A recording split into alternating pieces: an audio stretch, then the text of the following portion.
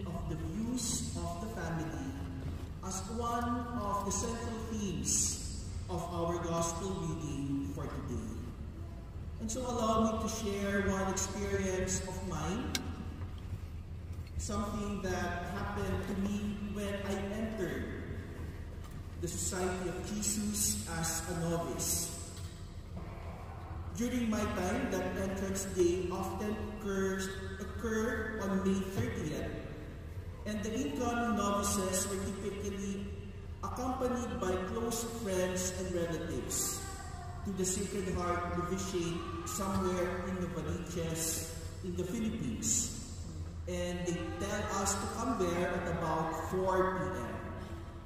The novices arrive one by one, and each of them will be toured to the grounds of the Sacred Heart Novitiate by the second-year novice.